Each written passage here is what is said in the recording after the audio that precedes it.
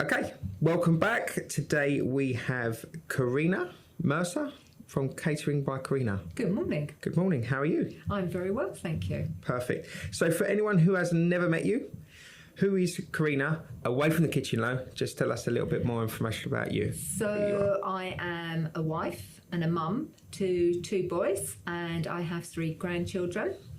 And at the moment I'm looking after my husband because he's just had a major op, so I'm sort of like housebound with him, looking after him. And what do I like to do? I like to go to the films, I like a good book, and I love going out to eat, but it's got to be a good restaurant. Not rubbish. No, exactly. You'll be judging from the off. Absolutely. 100%. And when people meet you for the first time, what do they often say they notice first? My odd eyes, because I've got 2 different colour eyes. So really? They always stare in my eyes and they go, "Oh my gosh, you've got 2 different colour eyes." Yes, it's a disease. But it's one of those things. There's not very many people that have it, but I have. So from a photographer's perspective that's photographed you multiple times and I've never noticed, I'm not very good at my job, am I? And I've edited them. So well, there you go. No. 2 different colour eyes. And what made you fall in love with food in the first place? So my grandmother lived with us, so I only knew her as my second mum, and she was an amazing cook, and my mum was an amazing cook as well.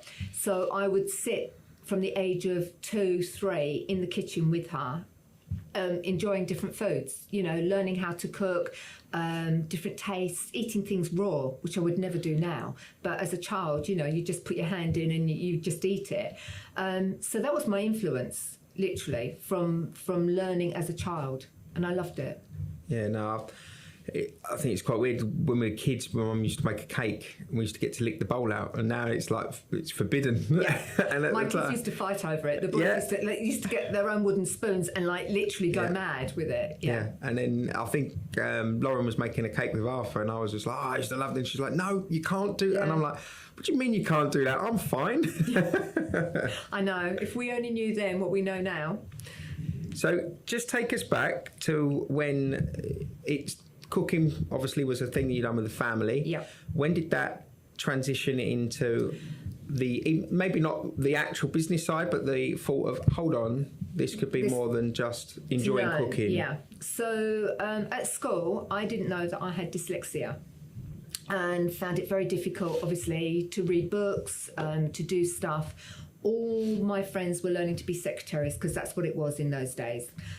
Because I'm not a young bird, I'm an old bird. So they all learnt to be a secretary and all the rest of it. And my parents went, well, what are you going to do? And I went, I really don't know. And they sent me to catering college. So that's how basically it started, because they thought it would be a good idea to give me some skills. And I loved food. And at the time, we didn't realise that I'd have to learn French and I'd have to do all these other things, which was a challenge. But I managed it. I got all my certificates and everything from college, so that's where it started from there, and then I had to go out into the big wide world with all that knowledge.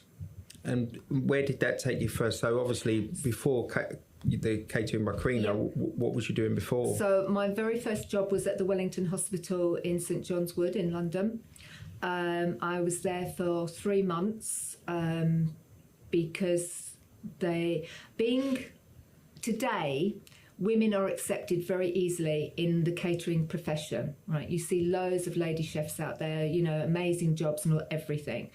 Roughly about 45 years ago, they didn't really accept young girls. It wasn't the job for them, it was a man's job. So from there, I went into nursing homes. And I learnt my trade through and worked my way up from just an assistant chef up to manager within the catering side of it. So I learnt a lot of recipes that I use still today, and obviously I've adapted them to how I want to use them. So there was a lot of knowledge within care homes, to be honest. Yeah, because there was a wide range of them.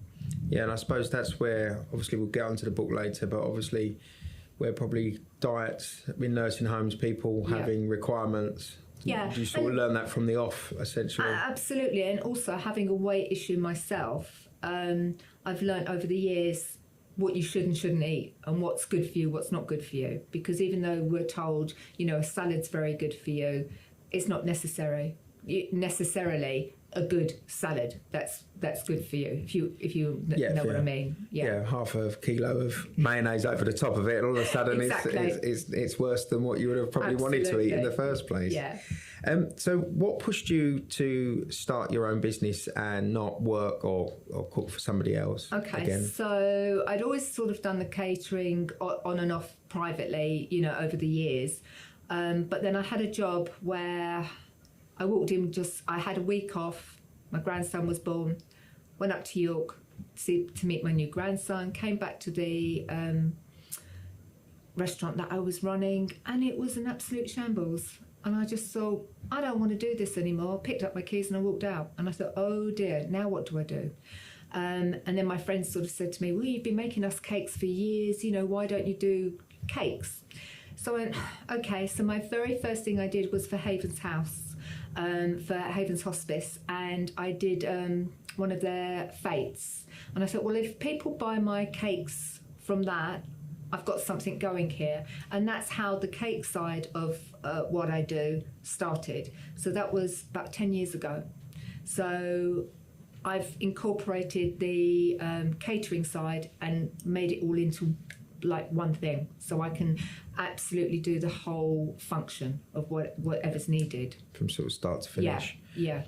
Was it hard to get to where you got today? Was it harder than you thought it was going to be? Or oh my God, yes. If I knew then what I know now, I'm not sure I would have done it. I had no help, no financial help.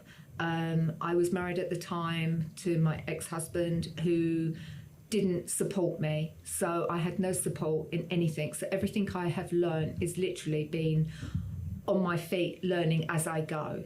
So would I have done things differently? Oh, 100% I would have done things differently. Am I happy where I am now? Absolutely. So it's been a learning curve, and I'm still learning. You learn every day.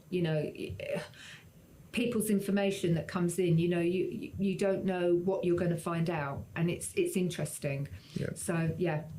Yeah. No, I think if you have a tough journey, I think it puts you in a much stronger position further down the line, because I think I've come across people, especially in the photography world, that have just hit the floor running, thought it was easy, and then when it gets tough, they've got no idea how to deal with it. Yeah. Or they still waste money. And they don't realise how much money they waste. So I don't know about yourself, but I think when I left my job and thought, well, yeah, this will work, I think I spent and invested thousands, and it went down the drain. Yeah. Because I had no clue of what hat I needed to be wearing at what time. I was just naive with a camera going, I just want to take photos. My worst decision was to do Olympia over 3 days. And I did the allergy-free one. And I baked and baked and baked and baked for days and took loads of stuff. And all people really wanted was just freebies. Yep. Didn't sell anything, didn't get any comeback from it. And I spent over £7,000. Yeah. And that was my learning curve. And I've never done anything like that since. I go into things and I read everything, small print, everything, before I sign up for anything now. Yeah, no, it's very wise. Yeah. And I think it puts us in a strong position later down the line to actually mentor and teach people within our trades.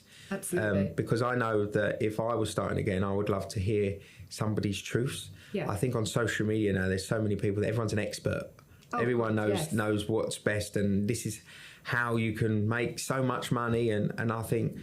I often think about just creating a course that I call it the no bullshit course. Because it's just like, right, this is how hard it is. This don't do this, don't do this, don't do this. Exactly. And you'll be all right. Yeah. I mean, it's like just, going off on a tangent for a minute.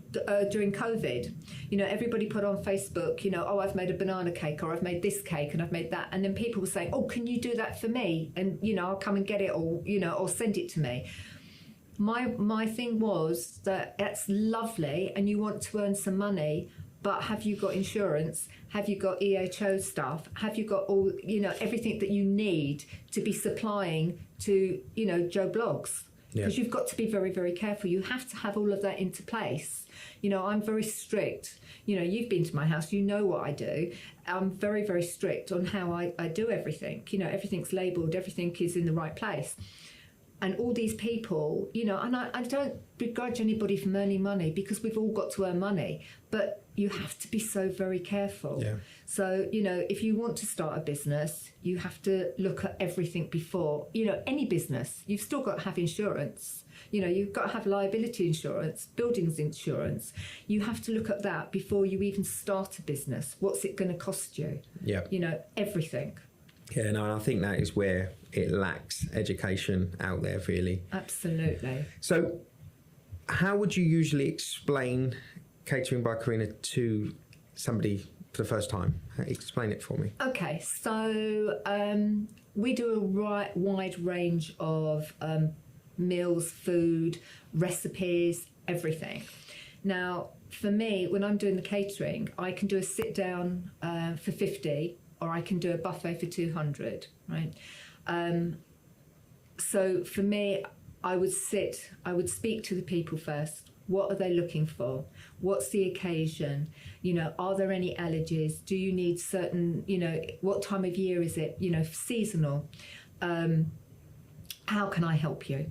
That's the most important thing. How can I help you? How can I make it easy for you? Let me give you some menu options. Let me tell you what I do, how I do it.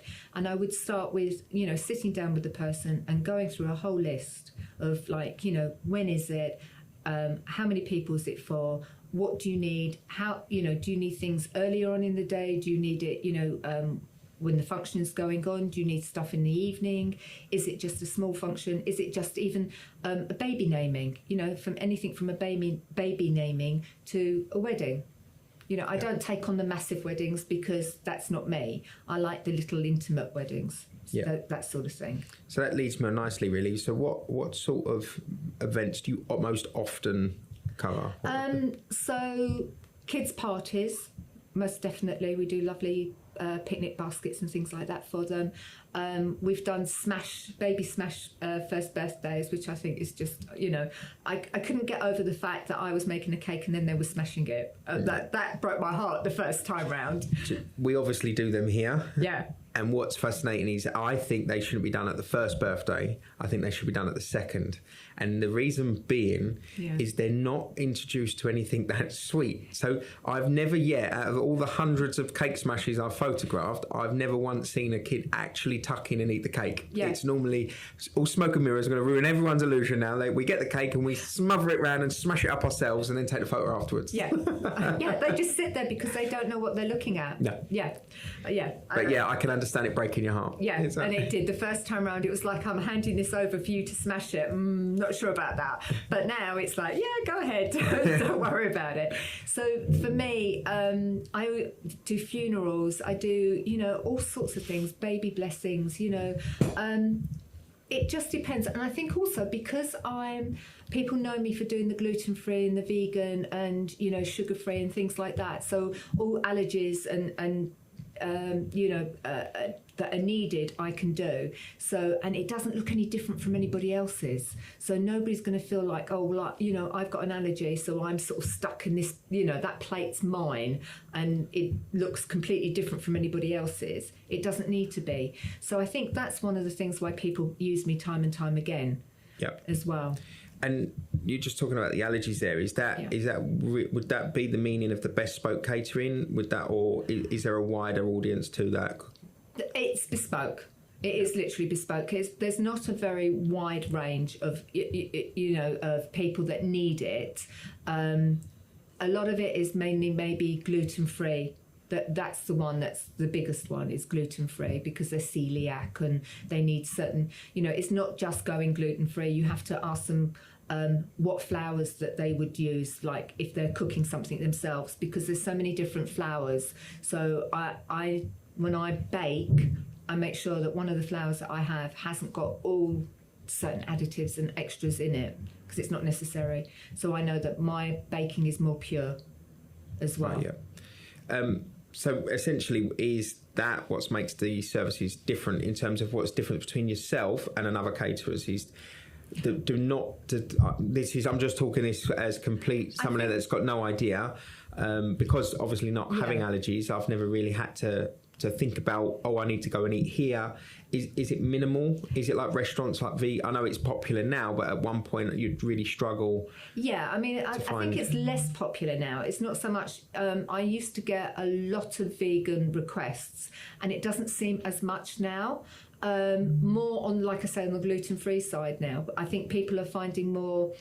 Their doctors are actually diagnosing people that have now got celiac and things more so now, and not just putting it to one side saying, oh, you've got stomachache or whatever, take these sort of anti-acid tablets or whatever. They're actually looking into it more. So I think people are more, whereas people were self-diagnosing a few years ago, it was like, oh yeah, I've got IBS, I've got IBS, but they might not have had IBS.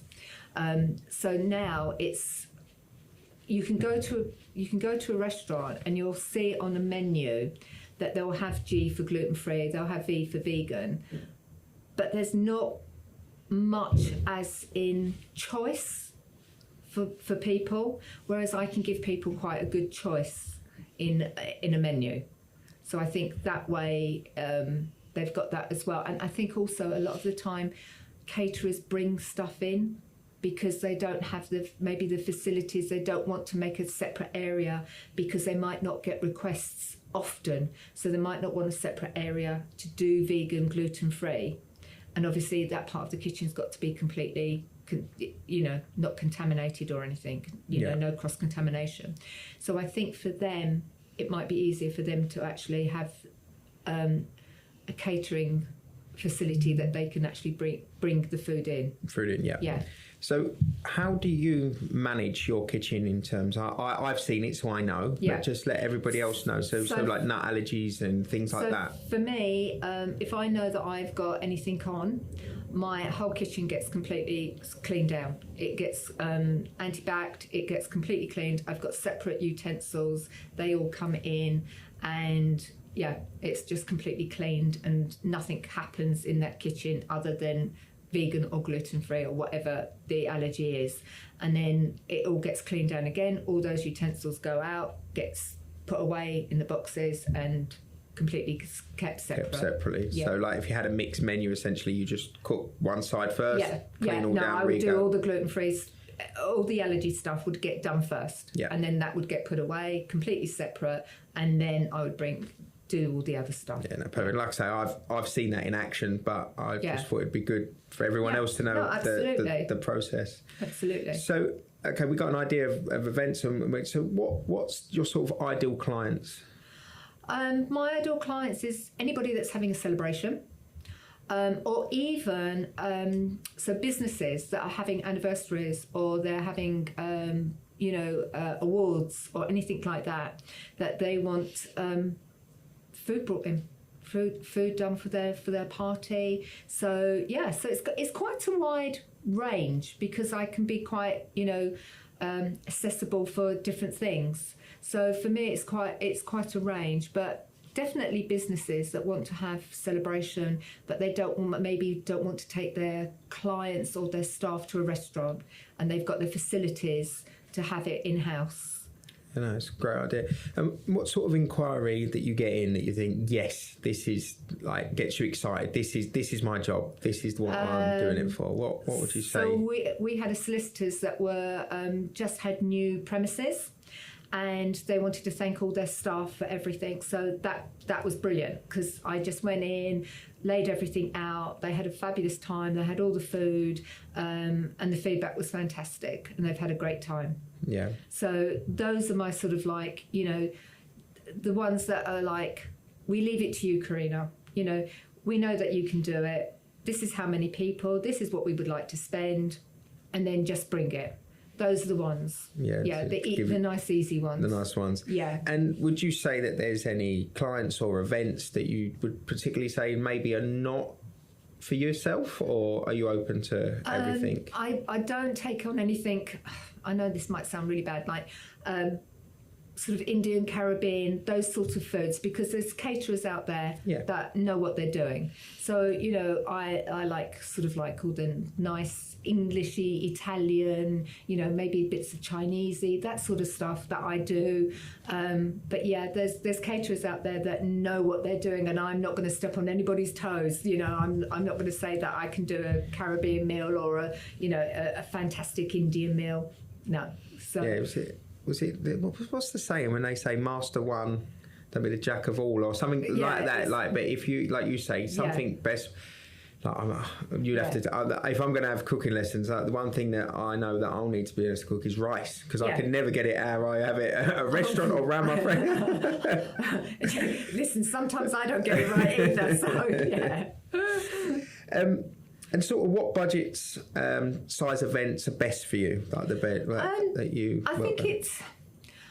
If somebody's got a very, very small budget, I mean, I did have a client that contacted me and they said this was the budget. And I said, I'm really, really sorry, but for what you want, I really can't do it, because as you know, everything I do is from fresh. I don't use anything frozen. I don't buy anything in. So everything, even a sausage roll, I will be making myself.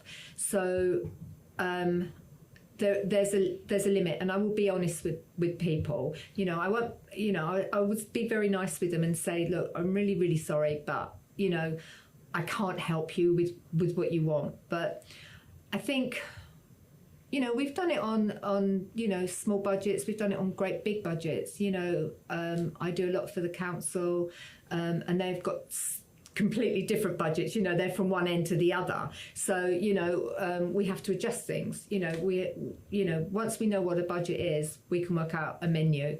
So, you know, we're sort of quite flexible. Oh, perfect.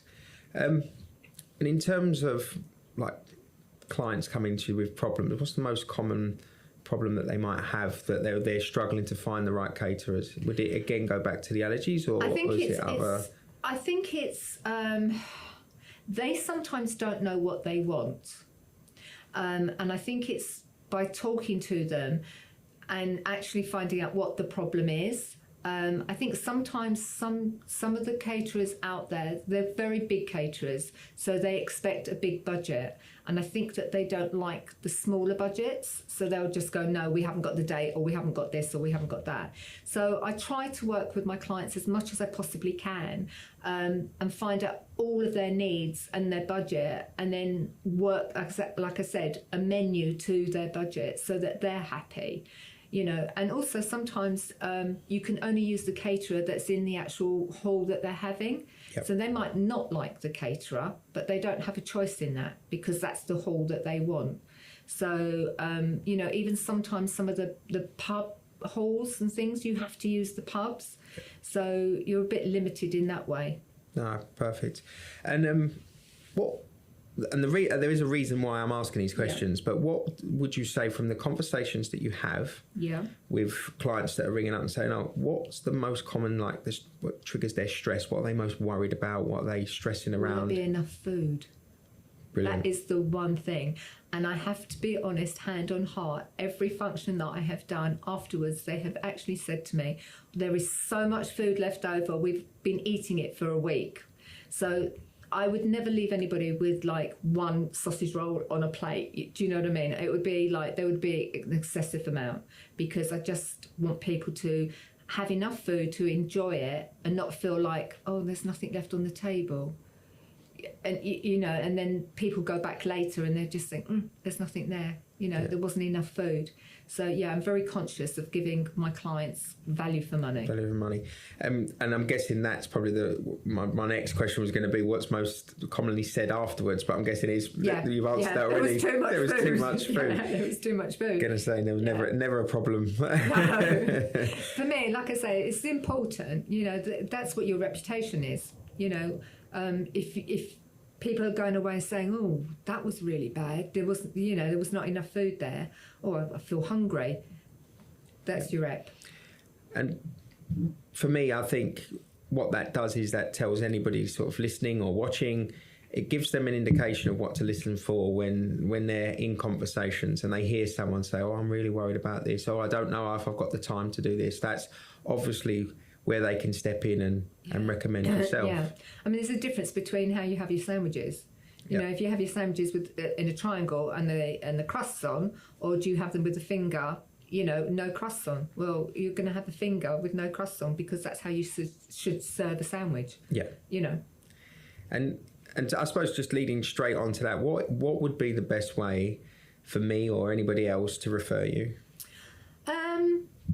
Well, you know, if you hear of anybody that's like, oh, I'm thinking about having a party, I'm thinking, oh, you know, it's our wedding anniversary coming up. Or have you thought about a caterer? I know somebody that could really help you out. Doesn't matter how small your party is, you know, if it's at home or if it's in a hall. I know somebody very reliable, you know, I've used them before. That's all you need to say, you know, that's an easy referral. Yeah. You know, as soon as you know that somebody's having a party, or even when brides, you know, when you get a booking for brides, we do a bridal breakfast on a tray. So, you know, we do sort of like little savouries and cakes and things, and that can be delivered when they're having all their makeup and everything done as well. Yeah, that's a great idea. Yeah. Yeah, like you say, you often see, sometimes you see something that's been supplied if they're at home, and sometimes poor mum has tried to have her hair done, taking sausage rolls out the oven, literally hair too. So yeah, I think it's here, I think it's there, yeah. But so, we can deliver, you know, trays of everything. Yeah, exactly. So, let mum enjoy herself as well. Let mum organise the champagne, and we'll organise the food. Absolutely. Perfect. And to start off with, what's the best bit of information that you need to be given? Is it just literally a name and contact and a rough date? Name, contact, and date. Yeah. Yeah, absolutely. And time of day, if they know a time of day. Absolutely. Perfect. And no trigger words that people should have their ears open. Like mine, as you said, if you've heard yesterday, is I hate having my photo taken. Oh, I know a guy for you. Yeah, exactly. Is there anything? No, just basically, I'm thinking about having a party, you know. Yeah, or it's my daughter's 21st. Oh, have you thought about having... And then, go into the conversation like that. No, perfect. Going to take a very short pause just to play a little sponsor clip, and then we'll come straight back and we'll jump straight more in and we'll get on to your fabulous book. Okay. Welcome to WVE Studios, a brand new purpose-built video, photo and podcast studio right here in Wickford, Essex. Our video studio is ideal for showreels, live streams and talking head videos, with state-of-the-art lighting and audio equipment that makes your content look and sound amazing. Need stunning images? Our photo studio is a flexible 3x3 meter blank canvas, perfect for headshots, portraits and more. And with changeable studio lighting, you can create just the right look for every shoot. Plus, we offer newborn, family, pet, business photo shoots and so many others. We have a photo shoot session perfect for you. And for the podcasters, our custom-built podcast studio features 4 high-quality microphones, a large screen, and fully customizable lighting and sound effects. Perfect for audio or film sessions. Book your space today at wvstudios.co.uk. Okay, welcome back. Thank you. Perfect. So, Carina, this amazing book that you've created. Yes. When did that idea first come into your head? How many? Go tell me years. How many years has that been in? 9 years. 9 years in the making. Yes, 9 years in my brain. Never thought it would ever happen. Being dyslexic, I just thought, yeah, you know what? I'd really love to write a cookbook. Oh yeah, it's never going to happen. So about 18, 20 months ago, I thought, well, I've got these recipes. What am I going to do with it? So I had a chat with somebody that was an author. I thought she was going to help me out. Didn't go very well, but she gave me quite a bit of information because she was autistic herself. And she said, why don't you just turn this into a book where, you know, anybody that's autistic can use it. Didn't give me much more information than that. And then obviously I started looking into it. And then I hooked up with Julie, who is the nutritionist, and she has given me a lot more information. So when I started writing it, and I spoke to her about the book, she explained that her daughter is autistic. And I told her all the things that I'd got in the book, and she said, send me some of the stuff, let me have a little look. So she had a look, and she advised me on how to write the recipes into the book. So when you're autistic, you can't read numbers in like paragraphs, like in an actual reading book. So we changed all the numbers to words. So instead of having the number 10, we've got the word 10. So that sort of covered that side of it. And then we've got pictures of utensils, but you can't just do a bowl. So if you're writing a recipe and you're writing the method and you say, put the flour in a bowl, if you give that instruction to somebody that's autistic, they will go, well, what bowl? Plastic, glass, you have to give them the options. So every single recipe and method and instruction has got either a plastic bowl, glass bowl, plastic measuring jug, glass measuring jug. You know, whatever it is, we've given the option. So it's not just a recipe. The recipe is written exactly how a recipe would be written. But we've taken it that bit further, giving it all the information of all the utensils that are needed. Also within the book, we've given you every single grocery that you will need. So everything that in your cupboard, in your fridge, in your freezer, everything that you will need, you have got it there. So one of the things that I was very conscious about with the recipes is how, if you're buying an ingredient, how you can use it within lots of recipes, so that you're not just buying an ingredient, it sits on your shelf for 6 months and then you've got to throw it away. And also not having to go to Amazon and spending a fortune on something you've got to get from America. So everything in here can be budget friendly, or you can go crazy, and spend a fortune. So if you've got like Aldi or Co-op budget, or if you've got Harrods budget, it doesn't change the recipe. So that's I thought was very, very important. It doesn't matter who you are or what your budget is. Also to the fact that I wanted to make it fun, to the fact that I haven't put in like calories or anything like that, or nutritional values, because everything that I've used in the book is good food. Yes, some of the desserts are a bit naughty, but you're allowed to have some naughtiness, you can't be strict all the time. But it's all good food, it's all fresh food, and the recipes are written in a way that everybody can read it and can use it. And also with the recipes, we've done put in where you can change like gluten-free. So if it's pasta, you can use gluten-free pasta. If there's flours, this is the flour you can change it to. So the recipes, you don't have to have separate recipes for vegan, gluten-free. We've just added it. We've just put footnotes. So one of my favourite go-tos is the hunter's chicken. Yeah. So as you know, we did without any cheese or bacon on the photos, because as you know that you did all the photos for my book. Yay! But at the bottom, we've put, if you want to do the authentic hunter's chicken, this is when you put the bacon on, this is when you put the cheese on. So if anybody that wanted just the chicken with the barbecue sauce, they can do it. If they wanted to add the other things, they can do it. So it's accessible to everybody. So if you're, you've got certain religions, you've got, vegan, you've got this, you can do it. So it was so passionate that it covered everybody, because there's nothing out there that covers everybody.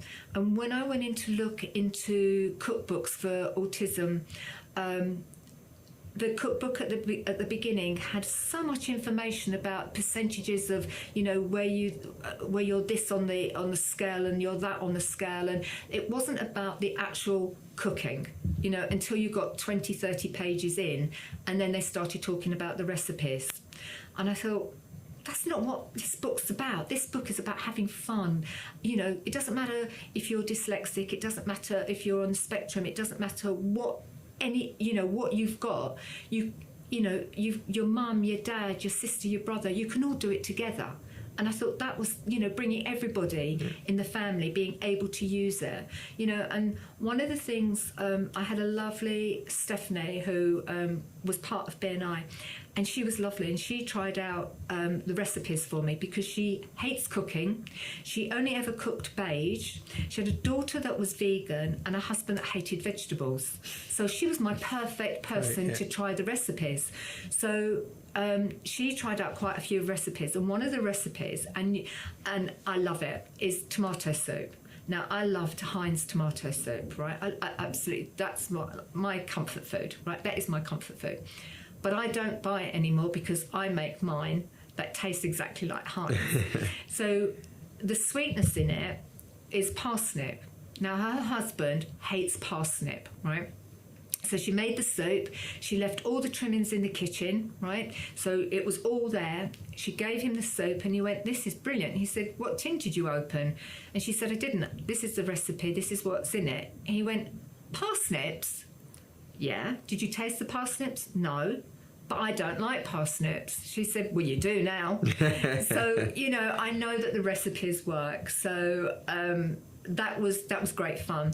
And the other thing in the book is at the back of the book we have I think it's about 5 pages where you can write your own notes, because nobody likes to deface a book. And if you've defaced a book, you actually, I know that autistic people, and I know I go on about this, they don't like using the book once it's been defaced. So this is giving them the opportunity, if they want to change a recipe or add something to it, they can put a little footnote in the back of the book. And the pictures in the book were done by you, and not one of them were doctored. They were all as you took them, which is also a passion about mine, because being in the food industry, I've seen how they get painted and they get sprayed and they get everything else, and the cookbooks look amazing. And I do a lot of teaching. And when I've had kids come to me and say, "But my food doesn't look like the cookbooks, that I'm using," and I went, "Yeah, that happens to me." So, do the recipe, see how it comes out. And they've gone, "Wow, it looks like the book." And I said, "There you go." And that is, I'm so passionate about that, because especially kids today that want to learn to cook. There's some amazing kids out there. You see them on, the cooking shows. They are absolutely amazing, 9, 10-year-olds. But there's some of the people out there that can't go to that standard, that need something that can cradle them into learning and give them the basics, and then they can nurture. And that's what it's about. It's about nurturing people that want to learn to cook, that want to learn to eat good food and try different foods, because it's a lot about trying different foods as well. Sorry, I'm going on. No, don't. It's such a passion. To be honest, it's amazing, and I think it's important for everyone to know the facts behind it and who's it for, because otherwise it's another cookbook. Yeah. Because people just, if it's available, I'm guessing online and stuff, that people will just say, "Oh, it's a cookbook." Yeah. I think having what you've just explained and gone into, which is fascinating, by the way, and it just shows the thought process. And what got me was, I'm going to spin it around. The picture on the back. Yeah. Is when you said bringing children and it's only who just that's Bobby. That's my VA's son, and he learns to cook with me. Right, perfect. So, but the pictures of the inside and the back book at the back, there's 2 young boys that learned to cook with me, and they'd never cooked before.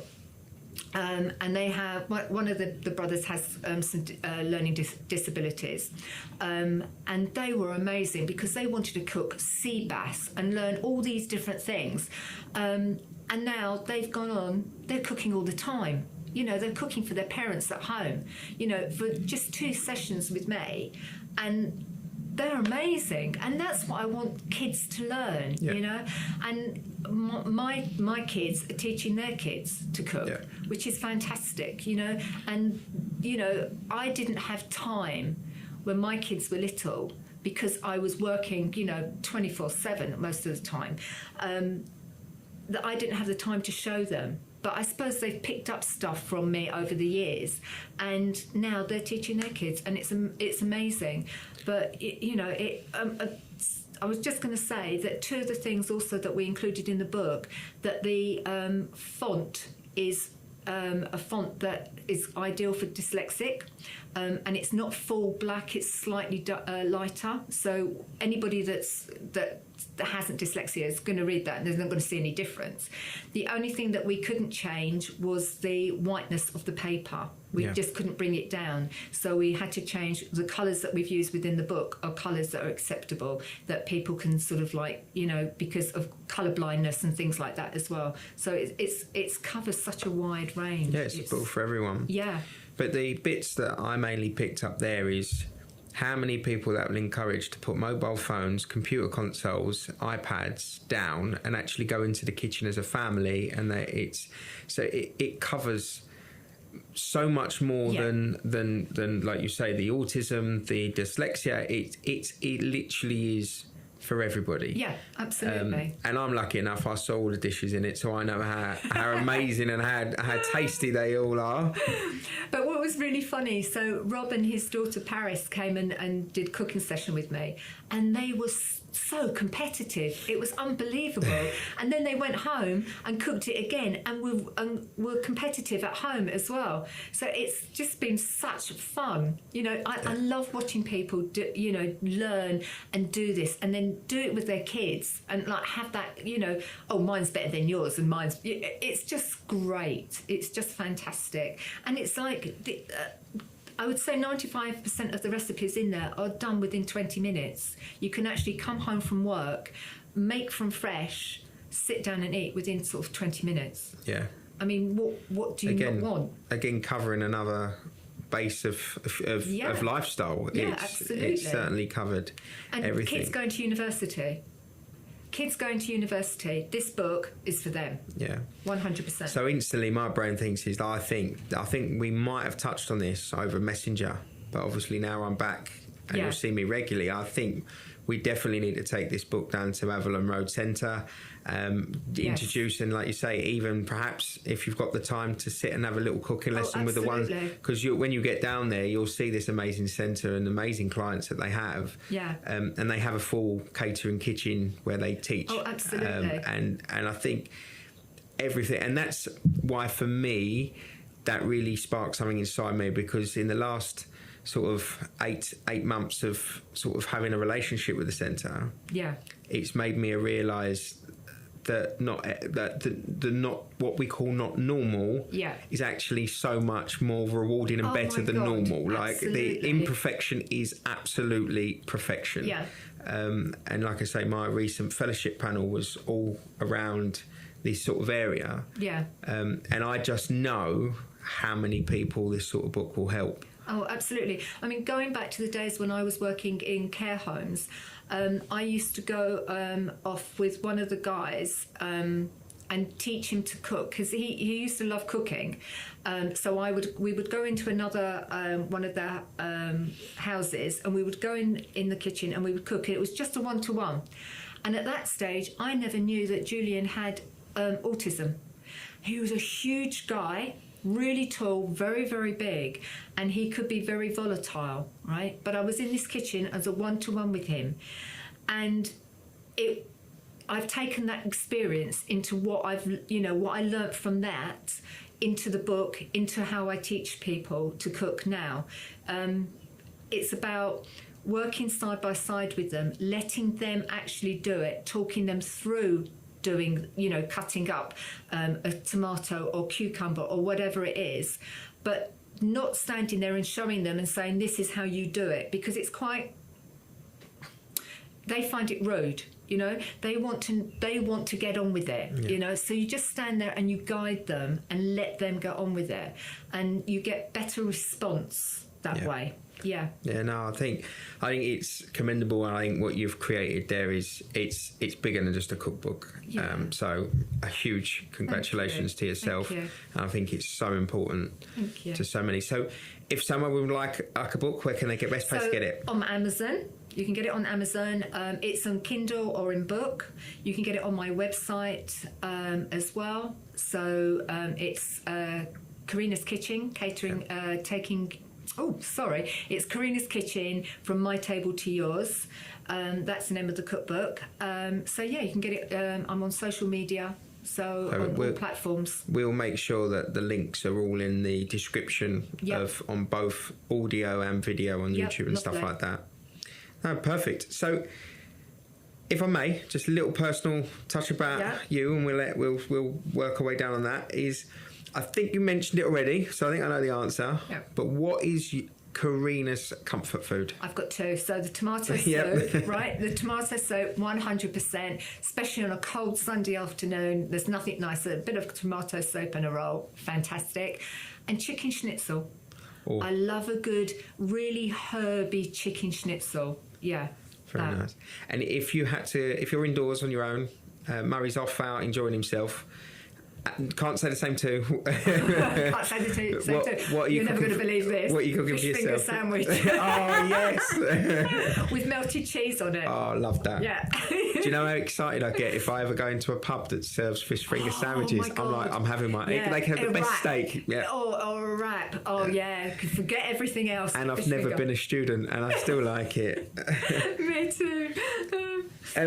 What do you love most about running your own business? The flexibility, right? So flexibility, you can work when you want to work. You can take on the jobs that you want to take on. But I think it's the pride in what you do, and it's the pride that people come back to you time and time again, that you know that you've done a good job. Yeah. Yeah. And again, I think I know the answer to this, but what are you most proud of since running your business? The book. Yeah, I knew he was going to say the book. Yeah, absolutely, 100%. Because I never ever thought I could do it. Yeah.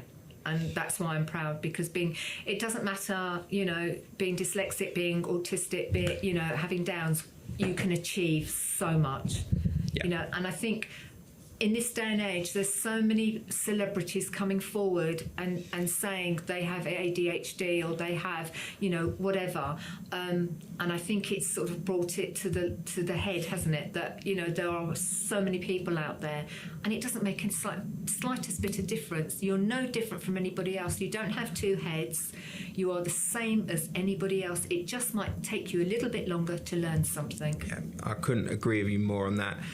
And I think I knew, as you probably mentioned, I've probably mentioned over the years when you've heard me maybe pitch at the networking groups, I knew what I wanted to photograph for my fellowship.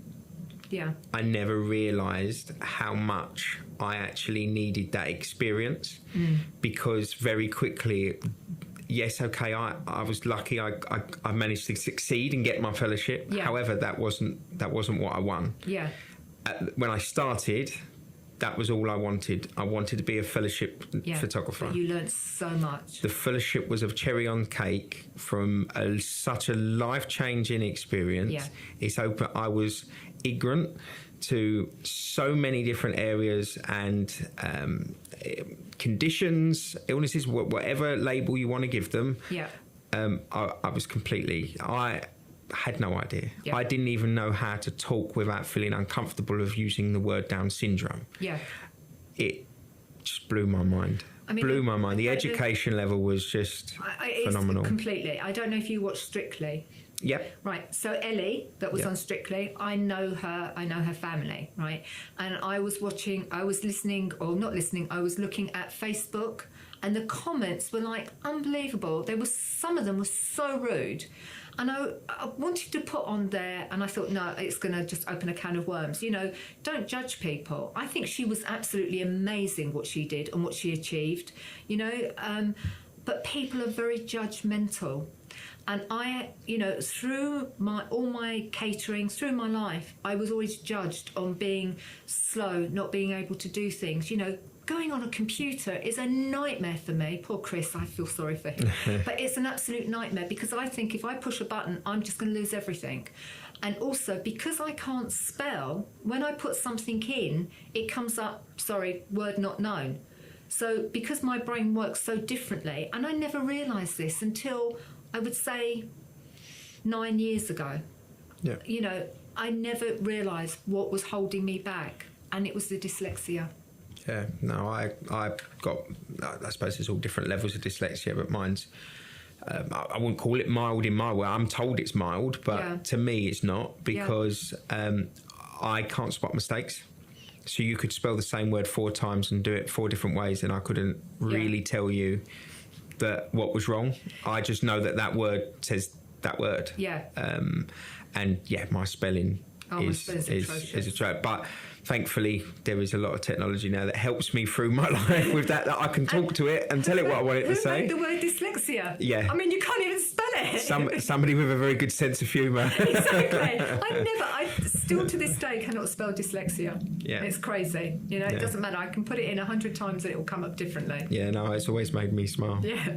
It's like the fun in funeral as well. Yeah. So, but no, honestly, Carina, I thoroughly enjoyed sitting chatting. Great time, thank you. The book was really enlightening, and obviously it's been fantastic. Although I knew a lot of stuff we've discussed, it's been great to refresh. It's been really brilliant. And hopefully the future is bright. Yep. And we get to enjoy more delicious food by Carina. Brilliant. Thank you. Thank you so much. Thank you. Cheers.